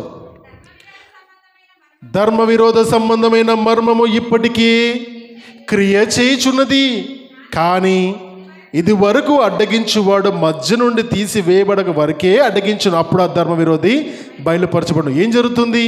ధర్మ విరోధ సంబంధమైన మర్మము ఇప్పటికే క్రియ చేస్తుంది. ప్లానింగ్లో లేడు వాడు, ఎగ్జిక్యూషన్కి వచ్చేసిండు. ఇంకా ఆలోచనలో లేడు వాడు, క్రియ చేసేస్తున్నాడు. గమనించండి, యుద్ధాలు ఎవరు చేపిస్తున్నారు? కరువులు ఎవరు చేపిస్తున్నారు? ప్రేమలు చల్లారేటట్టు ఎవరు సినిమాలు తీస్తున్నారు, సీరియల్ తీస్తున్నారు? మనుషుల మధ్యలో ఇవన్నీ భేదాభిప్రాయాల్లో తీసే అబద్ధ బోధకులు ఎవరు తయారు చేస్తున్నారు? అర్థం చేసుకోండి. మనుషులకు పనికొచ్చే దేవుని యొక్క సత్య మార్గంలో వెళ్ళే అవకాశము లేకుండా మనుషులని పక్కతో పట్టిస్తున్న వాడు ఎవడంటే ఈ ధర్మ విరోధి సంబంధమైన కార్యాలే. అందుకని వాడి కార్యాలు అప్పటికే క్రియ చేయుచున్నాయి. కాబట్టి జాగ్రత్త. ఇప్పుడు మనం ఉన్న దాంట్లో మనకు పైన ధర్మవిధ కార్యాలు ఆల్రెడీ ఉన్నాయి, కానీ వాడు ఎవడో బయలుపరచబడలేదు. దీన్ని ఏమంటారంటే ఇల్లుమినాటి అని పిలుస్తారు. మీరు యూట్యూబ్లో ఎప్పుడన్నా ఇల్లుమినాటి అని కొట్టండి, ఓకేనా? ఒక ట్రయాంగిల్ సింబల్ వచ్చి దాని మధ్యలో కన్ను ఉంటుంది, బిగ్ బాస్ కన్ను ఉన్నట్టు ఒక కన్ను ఉంటుంది. అది $1 బ్యాక్ సైడ్ రాయబడిన ఒక ముద్ర, నోవస్ ఆర్డో సెక్లోరం అన్నమాట. న్యూ వరల్డ్ ఆర్డర్ని, అంటే ఈ ప్రపంచానికి ఒక కొత్త నియమావళిని అతను సృష్టించడానికి చూసుకున్న అదొక గుర్తు. దాన్ని ఇల్లుమినాటి అంటారు. 1774-76 ప్రాంతాల్లో ఈ సంస్థ ప్రారంభించబడింది.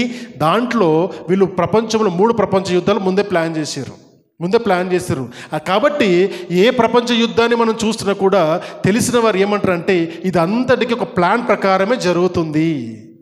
ఎప్పుడు ఎవరు ఏ దేశం మీదకి మరి దండెత్తలు, ఇవన్నీ ప్లాన్డ్గా బ్యాక్గ్రౌండ్లో జరుగుతున్నాయి. దీన్నే ఒక టీం అంటారు, ఇల్లుమినాటి అనే టీం అని చెబుతారు. వారు కనపడరు.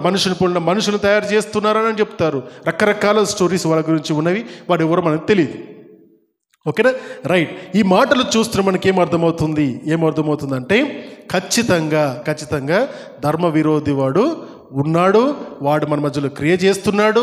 వాడు వచ్చు దినము ఎప్పుడంటే సంఘము ఎత్తబడినప్పుడు. గమనించండి, సంఘం ఎత్తబడక ముందు వరకు ఉన్న పరిస్థితులు ఏ విధంగా ఉన్నాయి? చాలా చక్కగా. ఇప్పుడు ఏ విధంగా ఉన్నాం? ఆ రోజు వరకు ఆ విధంగా ఉంటుంది. సంఘం ఎత్తబడే సమయం ఎంత సమయము? రెప్పపాటున. ఈ మాట మనం మిస్ అయ్యాం, అవునా? పోయిన వారంలో నేర్చుకున్నాం, ఈరోజు మిస్ అయ్యాం. ఏమని? సంఘం ఎత్తబడే సమయము రెప్పపాటున. కొరింథీయులకు రాసిన మొదటి పత్రికలోని 15వ అధ్యాయము 52-54 వచనాలు చెబుతున్నట్టుగా రెప్పపాటున జరిగిపోతుంది ఈ మార్పు అనేది. Twinkling of an I, less than a second. కూర్చొని మనము మాయమైపోతాం ఇక్కడ నుండి అన్నట్టుగా ప్రభువారు సూచిస్తున్నారు. ఆ దినము జరిగినప్పుడు వీడు బయలుపరచబడతాడు. మిడిల్ ఈస్ట్లో అక్కడున్న రాజ్యాలతో వీడు ఒక ట్రీటీని అగ్రిమెంట్ని రాసుకొని అప్పుడు ఉన్న నిర్మాణం చేయబడుతుంది. ఒక సూచన ఏంటంటే ఆ హేయమైన వస్తువు పరిశుద్ధ స్థలం అంటే దేవుని యొక్క మందిరము. యెరూషలేములో ఇంకా మందిరము లేదు. గమనించాలి, యెరూషలేములో మందిరము లేదు. మందిరము కట్టబడాలి. ఆ మందిరం కట్టబడిన మందిరంలో వాడు కూర్చోవాలి. అక్కడ కూర్చొని ప్రపంచాన్ని ఏలాలి. కాబట్టి యెరూషలేం ద నేషన్ ఆఫ్ డెస్టినీ అంటారు. ప్రపంచానికి యెరూషలేం ఒక గమ్యంగా మారుతుంది. గమనించండి, ఇంతున్న దేశము గురించి ప్రపంచవ్యాప్తంగా ఇంత గొప్పగా ఎందుకు మాట్లాడుకుంటున్నారు? ఆలోచన రాలేదా ఎప్పుడన్నా?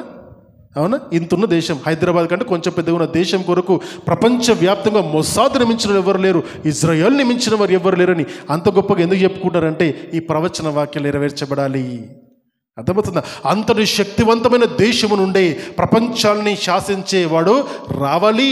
అంటే ఆ సిరియా దేశం నుండి కానీ ఆ చుట్టుపక్కల అరబ్ దేశం నుండి వాడు రావాలని ప్రవచన వాక్యాలు కొంతమంది చెప్పడం జరిగింది. అయితే అక్కడ 3వ మందిరం కట్టడానికి ప్రయత్నిస్తున్నారు. మొదటి మందిరము ఎవరు కట్టారు? సొలొమోను కట్టించాడు. ఆ సొలొమోను కట్టించిన మందిరాన్ని 586 BCలో, క్రీస్తుకు పూర్వము 586లో బబులోను సామ్రాజ్యాధినేత నెబుకద్నెజరు వాడు కూల్చివేస్తాడు. 70 సంవత్సరాలు వారిని కారాగారంలో చెరలోకి తీసుకెళ్ళిన తర్వాత 515 BCలో మళ్ళీ వారు జెరుబ్బాబెలు యొక్క నాయకత్వంలో ముందుకు వచ్చి ఎజ్రా, నెహెమ్యా వారి కాలంలో 515 BCలో ఆ మందిరాన్ని రెండోసారి కడతారు. దానిని యేసుక్రీస్తు ప్రభువారు 24వ అధ్యాయంలో మొదటి 5 వచనాల్లో వివరించిన విధముగా ఈ రాతి మీద రాతి ఉండకుండా సమయము రాబోతున్నది అని చెప్పిన ప్రవచన వాక్యము 70 AD క్రీస్తు శకము 70వ సంవత్సరంలో నీరో చక్రవర్తి ఇజ్రాయేల్ యొక్క యూదుల పైన వాడు దండెత్తి వాళ్ళపైన కోపం చేసి ఆ మందిరాన్ని కూడా కూల్చివేస్తాడు, సమూలంగా నాశనం చేసి వేశాడు. దాంతో వాళ్ళకు 2 సార్లు కట్టుకున్న మందిరాన్ని కూల్చేశారు. ఇప్పుడు 2000 సంవత్సరాల తర్వాత మళ్ళీ ఇప్పుడు 3వసారి మందిరాన్ని కట్టడానికి నమూనా సిద్ధమైంది. ఎర్ర పెయ్యలను సిద్ధం చేసి వాటిని బలిచ్చి 3వ మందిరానికి కట్టాలని సిద్ధపడుతున్నారు. ఆ 3వ మందిరంలో ఇప్పటికే ఆ పునాది పైన వేయబడిన ఒక మందిరం ఉంది, ఆ మస్జిద్ ఉంది. ఆ మస్జిద్ని ఏమంటారంటే అల్ అక్సా మస్జిద్ అని 1600 సంవత్సరాల క్రితము దాన్ని ముస్లింలు దాన్ని కట్టారు. ఇప్పుడు ఆ వివాదము పాలస్తీనాకు ఇప్పుడు జరుగుతున్న వివాదం అంతా కూడా దేని కొరకు అనుకుంటున్నారు? ఆ అల్ అక్సాకు సంబంధించిన వివాదమే అది, ఆ భూమికి సంబంధించిన వివాదమే అది. ఇప్పుడు ప్రపంచ దేశాలు, అరబ్ దేశాలు ఒకరిని నాయకునిగా ఎన్నుకొని ప్రపంచాన్ని పరిపాలించడానికి ఎందుకు ఎన్నుకుంటారంటే ఈ భూభాగాన్ని సమానంగా పంచిపెట్టే అవకాశము వాడు తీసుకుంటాడు. అప్పటి వరకు భూతగాథ ఏదైతే ఉందో 3వ మందిరాన్ని కట్టబడడానికి వీడు బ్యాక్గ్రౌండ్లో వర్క్ చేసి ఇటు యూదులతోనూ, అటు అరబ్ దేశాలతోనూ, ఇటు అమెరికన్స్తోనూ మాట్లాడుతూ అవన్నిటి ఏం చేస్తారంటే 3వ మందిరము, యెరూషలేము మందిరము కట్టబడేంత వరకు వాడు కనపడడు. కట్టిన తర్వాత, సంఘం ఎత్తబడిన తర్వాత వెళ్ళి ఆ మందిరంలో కూర్చోవడానికి వాడు సన్నాహాలు వేస్తున్నాడు. అందుకే ఈ మాటను మనము చూస్తున్నాం. ఇప్పుడు చూస్తున్నాం. అర్థమవుతుందా? ఈ విధంగా వాడు తనను తాను రాజుగాను తను తాను దేవుడిగాను ప్రకటించుకొని నైవేద్యములను దేవునికి అర్పించవలసిన వాటిని వాడికి అర్పించమని బలవంతము చేస్తాడు. దాని తర్వాత 7 సంవత్సరాల శ్రమల కాలము. మొదటి 3.5 సంవత్సరాలు చక్కగా పరిపాలిస్తాడు. తర్వాత వచ్చే 3.5 సంవత్సరాలు మహాశ్రమల గుండా మనుషుల్ని తీసుకెళ్తాడు. 7 సంవత్సరాల ఈ శ్రమల కాలము దాటగానే తండ్రి యేసు ప్రభువారు పరలోక రాజ్యంలో ఈ ర్యాప్చర్లో వెళ్ళిన ఈ సంఘం, ఎత్తబడిన సంఘం అందరినీ కూడా తీసుకొని ఆయన ఈ ఆర్భాటముతో భూలోకానికి వాళ్ళతో కలిసి ఈ లోకానికి భూమిపైకి వస్తారు ప్రభువారు. మనమందరము కూడా సంఘంలో ఎత్తబడినట్టయితే ఆ సంఘ ప్రభుతో పాటు మనందరము ఈ లోకాన్ని రాజ్యం వెళ్ళడానికి మళ్ళీ 1000 సంవత్సరాల పరిపాలన చేయడానికి ఈ లోకానికి వస్తాం మనము. 7 సంవత్సరాల శ్రమల కాలం తర్వాత పరలోక రాజ్యం వచ్చిన యేసు ప్రభువారు తన ఊపిరి చేత వాడిని అపవాదికి సన్నిహితుడున్న అంత్యక్రీస్తుని చంపేసి ఆయన కారాగారంలో నరకంలో వాడిని పడవేస్తాడు. దాని తర్వాత 1000 సంవత్సరాల పరిపాలన, చక్కటి పరిపాలన, దేవుని పరిపాలన, క్రీస్తు పరిపాలన భూలోకంలో జరుగుతుంది. దాని తర్వాత మధ్యలో కొన్ని రోజుల కొరకు అపవాదిని వదిలేస్తాడు. బార్ షాపులు పెట్టి సిగరెట్లు ఇంట్రడ్యూస్ చేస్తాడు. ఎవరైనా వాటిని మళ్ళీ వెళ్ళి పాపంలో పడిపోతే వాళ్ళ మళ్ళీ పట్టుకొని అప్పుడు ఆఖరి 1000 సంవత్సరాల తర్వాత ఈ దొరికిన పాపలను అప్పుడున్న అపవాదిని పర్మనెంట్గా బాటమ్లెస్ పిట్ అంటే అగాధమైన లోయలో పడవేసి పర్మనెంట్గా తాళం వేస్తాడు. దాని తర్వాత కొత్త ఆకాశము, కొత్త భూమిని దేవుడు సృష్టిస్తాడు. ఇది నేను చెప్తున్న మాటలు కావు. సరే, ప్రకటన గ్రంథంలో చూద్దాం 20వ అధ్యాయంలో. ప్రకటన గ్రంథంలో 20వ అధ్యాయంలో మాట చెప్పి నేను ఇంకా ఈరోజు వర్తమానాన్ని ముగిస్తాను. 20వ అధ్యాయము ఒకసారి మొదటి వచనాలు మనము చూద్దాం. 20వ అధ్యాయం 11 నుంచి 15 వరకు చూద్దాం. మరియు ధవలమైన మహాసింహాసనమును దాని యందు ఆసీనుడై ఉన్న ఒక్కనిని చూచితిని. భూమి ఆకాశములు ఆయన సముఖము నుండి పారిపోయెను. కాబట్టి వాటికి నిలువ చోటు కనబడకపోయెను. ఏం కనపడకపోయాను? దేవుడు సింహాసనాసీనుడైనప్పుడు భూమియు ఆకాశములు ఆయన సముఖము నుండి, ఆయన వెలుగు అనే శక్తి నుండి పారిపోయాయి. వాటికి ఎక్కడ దాక్కోవాలో వాడికి కనపడలేదు. మరియు గొప్పవారేమి కొద్దివారేమి మృతులైన వారందరూ ఆ సింహాసనం ఎదుట నిలవబడి ఉండుట చూచితిని. అప్పుడు గ్రంథములు విప్పబడెను. తీర్పు దినం గురించి మాట్లాడుకుంటున్నాం మనము. మరియు జీవ గ్రంథమును వేరొక గ్రంథమును విప్పబడెను. ఆ గ్రంథముల యందు వ్రాయబడి ఉన్న వాటిని బట్టి తమ క్రియల చొప్పున మృతులు తీర్పు పొందిరి. సముద్రము తనలో ఉన్న మృతులను అప్పగించెను. మరణము, పాతాళము, లోకమును వాటి వశమున్న మృతులను అప్పగించెను. వారిలో ప్రతి వాడు తన క్రియల చొప్పున తీర్పు పొందెను. మరణమును, మృతుల లోకమును అగ్నిగుండములో పడవేయబడెను. ఈ అగ్నిగుండము రెండవ మరణము. అండర్లైన్ చేసుకోండి. ఎవరిని పేరైనను ఈ జీవ గ్రంథమందు వ్రాయబడినట్టు కనబడని ఎడల వాడు ఆ అగ్నిగుండములో పడవేయబడును. చాలా క్లియర్గా, చాలా స్ట్రేట్గా ప్రభువారి మాటను చెబుతున్నారు. 21వ వచనం 20వ అధ్యాయం చదువుదాం. అవన్నీ అగ్నిగుండంలో పడవేసినప్పుడు దేవుని యొక్క తీర్పు జరిగిన తర్వాత ఏమవుతుంది? అది అంతము. అది అంతము. దాని తర్వాత ఏమవుతుందంటే, అంతటా నేను కొత్త ఆకాశమును కొత్త భూమిని చూచితిని. మొదటి ఆకాశం, ఇప్పుడు చూస్తున్న ఆకాశము, మొదటి భూమి, ఇప్పుడు మనం నిల్చున్న భూమి గతించిపోయెను. సముద్రము ఇకను లేదు. మరియు నేను నూతనమైన యెరూషలేము అను ఆ పరిశుద్ధ పట్టణమును తన భర్త కొరకు అలంకరింపబడిన పెళ్లి కుమార్తె వలె సిద్ధపడి పరలోకమందున్న దేవుని యొద్ద నుండి దిగి వచ్చుట నేను చూచితిని. చాలా అర్థమవుతుందా? ఈ విధంగా కొత్త ఆకాశము కొత్త భూమితో సమాప్తమవుతుంది. కాబట్టి మనం ఏ విధంగా ఉండాలి?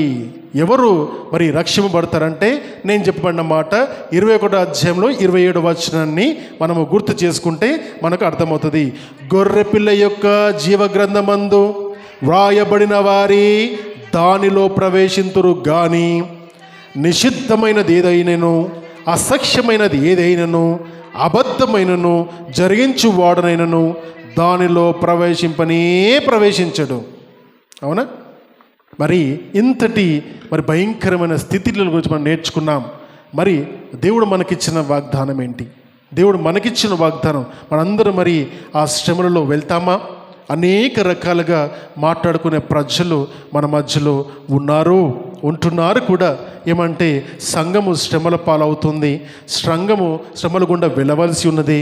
దేవుడు చెప్పిన శ్రమలు ఆ 7 సంవత్సరం ఉండవలసిందని, ప్రీ ట్రిబులేషన్ అని, మిడ్ ట్రిబులేషన్ అని, పోస్ట్ ట్రిబులేషన్ అని, ప్రీ వ్రాత్ అని, పోస్ట్ వ్రాత్ అని రకరకాల బోధకులు ఉన్నాయి.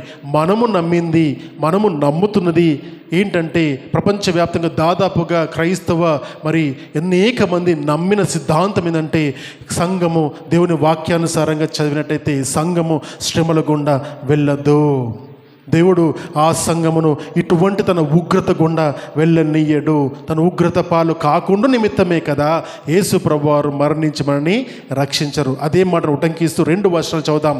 తెస్సలోనికీయులకు రాసిన మొదటి పత్రికలోని 5వ అధ్యాయము 9వ వచనం చదువుదాము. ఎందుకనగా మన ప్రభు అయిన యేసుక్రీస్తు ద్వారా రక్షణ పొందుటకి దేవుడు మనలను నియమించును, కానీ ఉగ్రత పాలగుటకు నియమించలేదు. This is called the blessed hope. శుభప్రదమైన నిరీక్షణ ఏంటంటే, దేవుని నమ్మిన బిడ్డలు దేవుని ఉగ్రతలోకి రారు అన్న విషయాన్ని చాలా ఖచ్చితంగా ఇక్కడ దేవుడు మనకు నేర్పించున్నాడు. మరి ఈ మాటను బట్టి మనము నేర్చుకున్న గొప్ప భావం ఏంటంటే, మనల్ని ఉగ్రత పాలు చేయడానికి దేవుడు మనను ఏర్పాటు చేసుకునబడలేము. ఉగ్రత పాలు అవ్వాలన్నా, ఉగ్రత పాలు కాకూడదన్నా ఆ నిర్ణయము దేవుడు మనపైనే వదిలిపెడుతున్నాడు. జాగ్రత్త. ఆయన రాకడ తథ్యము, నిజము. ఆ రాకడలో మనం ఉండాలి అన్నది మన కోరిక ఉండాలి. దేవుని చిత్తము మనమందరం ఉండాలని, ఆ రాజ్యంలో మనమందరం చేరాలని దేవుని చిత్తము. అందుకని అంటాడు, దేవుడు లోకమును ఎంతో ప్రేమించెను, దాని కొరకు తన అద్వితీయ కుమారునిగా పుట్టిన వాని యందు విశ్వాసం ఉంచువాడు నశింపక నిత్య జీవంలో పొందుటకు ఆయనను ఈ లోకానికి అనుగ్రహించి ఉన్నాడు అన్న మాటను మనం జ్ఞాపకం చేసుకుని, ఆయన యందే నిత్య జీవము, ఆయన యందే నిత్య జీవం ఉన్నదని, ఆయనే దేవుడని నమ్మిన నీవు ఈరోజు వచ్చి నువ్వు బ్రతుకోవాల్సిన విధానమును ఏ విధంగా ఉండాలో నువ్వు చూసుకో. చెప్పవలసిన బోధ నేను చెప్పాను. చాలా సంతోషంగా ఉంది. ఇంత సుదీర్ఘంగా చెప్పే అవకాశం దేవుడు నాకు ఇచ్చాడు. నమ్ముట నీ వలన అయితే నమ్మువానికి సమస్తము సాధ్యమని సెలవిచ్చిన దేవుని విధముగా దేవుని నమ్మి ఉన్నాము. దేవుని యొక్క వాక్యాన్ని ప్రకటించగలిగి ఉన్నాం. ఈ వాక్యాన్ని పట్టుకొని మరి మరి మరి విని ఇంకా ప్రతి వారం మనం కలుసుకుంటున్నప్పుడు, ప్రతి బోధన ఉంటున్నప్పుడు దేవుని మీద ప్రేమను పెంచుకునే బిడ్డలుగా మనమందరము ఉందాం. దేవుని కేవలం ఒక అవకాశం వరకు, అవకాశాల కొరకు వాడుకునే వ్యక్తిగా కాకుండా ఆయన కొరకు మనం బ్రతికే బిడ్డలుగాను, ఆయన మన శక్తి ఉన్నాడని మనము ఆయన కొరకు బ్రతకడానికి మన హృదయాలను సిద్ధపరచుకుందాం. మరి రాకడ దినమందు జరగబోయే సంఘటనలు ఏ విధంగా మనుషులు ఉంటారో మరి మీకు ఈరోజు స్క్రీన్ పైన చూపిస్తానని చెప్పిన మాటను మరి బట్టి మరి ఈ స్క్రీన్ పైన ఇది చూపిస్తాను. ఇది రికార్డ్ చేయి.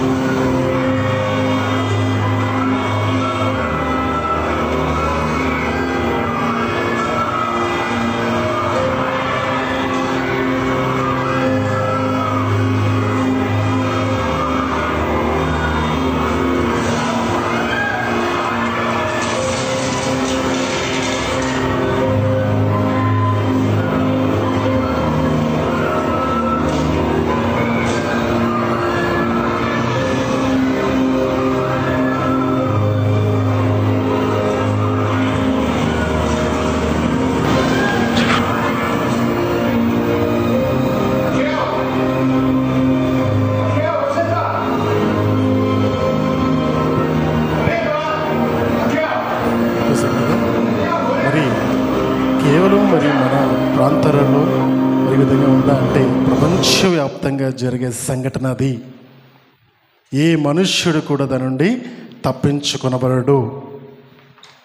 ఆ రోజు ప్రభువారు తన సంఘంని కొనిపోయిన తర్వాత ఈ లోకంలో జరిగే సంఘటనలు అన్నీ కూడా ఎంత భయంకరంగా ఉంటాయంటే చూసాం మనం. అవన్నీ యాక్సిడెంట్లు అవుతాయి, తన పక్కన ఉన్న వారే కనపడకుండా పోతారు, మామూలుగా ఉంటారు. ప్రపంచం ఒక్కసారిగా అల్లకల్లోలానికి లోనవుతుంది.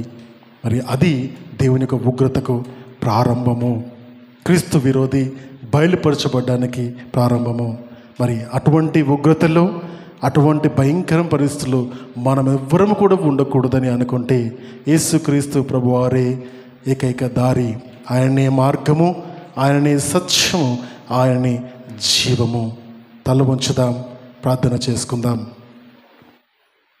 ప్రభువారు మనకు అనుగ్రహించిన ఈ సమయమును బట్టి మన హృదయం అన్నింటినీ కూడా కలవరపడనీయకుండా ప్రభువారి సన్నిధిలో పశ్చాత్తాపముతో నీ హృదయాన్ని దేవుని సన్నిధికి ఇప్పుడు అర్పించుకో. ప్రభు నమ్మదగినవాడు, నిన్ను ప్రేమించినవాడు, మనందరి కొరకు తన ప్రాణము ఇచ్చినవారు, తన ప్రేమకు విలువ పరలోక రాజ్యము. తన ప్రేమకు మనము, తన త్యాగమునకు మనము విలువ ఇవ్వని ఎడల తన ప్రేమను దూషించిన వారును, తన దేవుడు కాదని అన్న వారందరూ కూడా ఈ లోకంలో విడిచిపెట్టబడతారు. ఎత్తబడి గుంపులో ఉంటావా, విడిచిపెట్టబడే గుంపులోని ఉంటావా? ఆలోచన చేసుకో, ఆలోచన చేసుకో. ఇదే రక్షణ దినము, నీ కొరకు ఏర్పాటు చేయబడిన సమయము. మారు మనస్సు పొందు, దేవుని ఉగ్రతకు లోను కాకు, తన ప్రేమను పొందుకో. నమ్మదగిన వాడు ఆయన, తన కాడి సులువైనది. ఆయన కాడిని మనం అందరం మోసుకొని తన దగ్గర నేర్చుకుందాం, తన కొరకు బ్రతుకుదాం, తన నిమిత్తమే జీవిద్దాం. తనతో పాటు నిరంతరము పరలోక రాజ్యంలో, ఆయనతో పాటు నిత్య జీవంలో పాల్గొందాం. అటువంటి గొప్ప జీవితము దేవుడు మనందరికీ ఇవ్వాలని ఆశపడుతూ, మరి హృదయాల్లో నిశ్చయించుకున్న బిడ్డలందరూ కూడా మీ చేతులు పైకెత్తి, నా దేవుడు నిత్యమైన దేవుడు యేసు ప్రభువారిని సొంత రక్షకుగా అంగీకరించినట్టయితే మనస్పూర్వకముగా ఈ రోజు నుండి ఆయనను వెంబడిస్తానని నిర్ణయం తీసుకున్న ప్రతి బిడ్డ కూడా మీ చేతులు పైకి చాచి చూపించవలసిందిగా మనవి. మారు మనస్సు పొంది దేవుని కొరకు బ్రతకాలని నిశ్చయించుకున్న నీవు నీ చేయి పైకెత్తి దేవునికి చూపించు. Praise the Lord, praise the Lord. ప్రార్థన చేసుకుందాం. పరిశుద్ధుడా, మీకు స్తోత్రములనైనా తండ్రి, నమ్మదగిన దేవుడవు నీవు, స్తోత్రార్హుడవు నీవు. ఎందుకు పనికిరాని మా కొరకు మమ్మల్ని ప్రేమించి పరలోక రాజ్యాన్ని మాకు అనుగ్రహించి తండ్రి, ఆ ఉగ్రత నుండి మేము తప్పింపబడటకు మాకు ముందుగా ఈ లోకానికి అవతరించిన మా దేవా, మీకు స్తోత్రములైనా. దేవుని స్వరూపమై ఉన్న మా యేసయ్య, మీకు స్తోత్రములనైనా. యెహోవా దేవుడు కాగల జనులను ధన్యులను సెలవిచ్చిన దేవుడవు, మీ వాక్యాన్ని జ్ఞాపకం చేసుకుంటున్నాం. అంత్యకాలంలో ఉంటున్నాం, మీరు అక్కడ ఎప్పుడో తెలియని గడిలో ఉంటున్నాం. కాబట్టి దేవా, సిద్ధపాటుతో ఉండటకు సహాయం దయచేయండి. ఈ వాక్యాన్ని విని మీరు ఆకడ కొరకు సిద్ధపాటు అవుతున్న ప్రతి బిడ్డకు హృదయాన్ని కదిలింపచేసి మీ కొరకు మీ సత్యవాక్యాన్ని అన్వేషిస్తూ బ్రతికే జీవితాన్ని వీళ్ళందరికీ దయచేయబడుచున్నాం. ఈ వాక్యాన్ని మా సంఘమునకు దేవా వినిపింపచేసినందుకు మీకే స్థితిలోనైనా తండ్రి, మీరు ఆకడ కొరకు ఎదురు చూసే సంఘముగాను, వధువు సంఘముగాను మేమందరం ఉండుటకు సహాయాన్ని దయచేయమని అడుగుచున్నాం. బలులో మేము పాల్గొంటున్నప్పుడు తండ్రి, మీ రక్తములోను మీ శరీరంలోనూ పాలు భాగస్తులుగా మీలాగా మారుటకు మమ్మల్ని మేము సిద్ధపరచుకున్నటకు మీ సహాయం మాకు దయచేయమని ఈ సమయాన్ని ఇచ్చినందుకు మరొకసారి మీకు కృతజ్ఞతాస్తులు చెల్లిస్తూ నజరేయుడి పరిశుద్ధుడైన యేసు శ్రేష్టమైన నామములో ఈ వాక్యాన్ని, ఈ ప్రార్థనను మీకు సమర్పించుకుంటున్నాము తండ్రి. ఆమేన్, ఆమేన్.